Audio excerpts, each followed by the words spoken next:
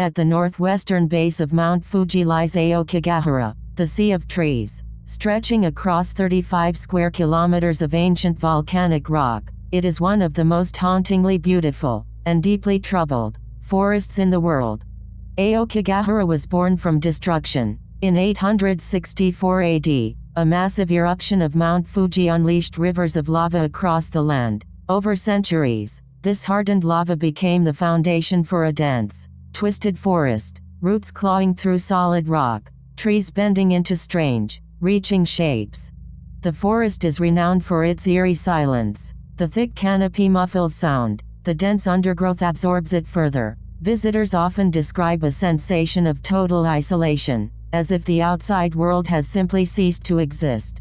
Compasses behave strangely within Aokigahara. The dense iron content in the volcanic basalt disrupts magnetic readings, making navigation difficult. For centuries, this phenomenon added to the forest's mystique and reputation as a place where people became permanently lost. Beneath the forest floor lies a hidden world, the Fugaku Wind Cave and Narusawa Ice Cave, both formed by ancient lava flows, draw thousands of tourists each year. Inside, the temperature never rises above freezing, and ice formations persist even through the hottest summers. The forest supports remarkable biodiversity. Rare mosses, ferns, and flowering plants cover the lava in every shade of green. Deer, foxes, and dozens of bird species inhabit its depths, largely undisturbed by the human visitors who stay on the marked trails. But Aokigahara carries a darker identity. For decades, it has been one of the world's most notorious sites for suicide, a grim distinction that has cast a long shadow over this otherwise extraordinary place. The connection between Aokigahara and suicide is rooted partly in folklore. Ancient Japanese tradition spoke of yubazut, the abandonment of the elderly in remote mountains during times of famine. Whether this practice ever occurred here is disputed, but the legend embedded a sense of death into the forest's identity.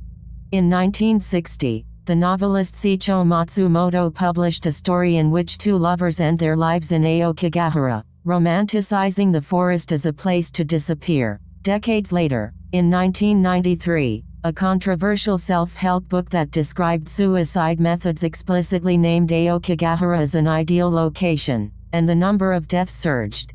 At its peak, authorities were recovering more than 100 bodies per year from the forest. The Tokyo Metropolitan Government eventually stopped publishing annual statistics, fearing the numbers themselves were contributing to the phenomenon. Responding to the crisis, local authorities installed cameras at forest entry points, placed signs bearing crisis helpline numbers throughout the trails, and organized regular volunteer patrols. These efforts have gradually reduced the numbers, but the problem has not disappeared entirely. Mental health advocates have long criticized the media's treatment of Aokigahara, arguing that sensationalized coverage, particularly from foreign documentaries and YouTube videos, contributes to what researchers call the Werther effect, the contagion of suicide following publicized cases. Today, Aokigahara draws hundreds of thousands of visitors each year, the vast majority coming simply to hike, explore the caves, and experience the forest's raw, primordial atmosphere. For most, it is a place of wonder, not despair. If you or someone you know is struggling, please reach out. In Japan, the Inichi no Denwa crisis line is available 24 hours a day. You are not alone, and help is always within reach. Aokigahara endures, ancient, silent, and complex. It is a place shaped by volcanic fire, sheltered in perpetual green, and haunted by human sorrow. To walk its trails is to confront both the breathtaking indifference of nature and the fragile weight of a human life.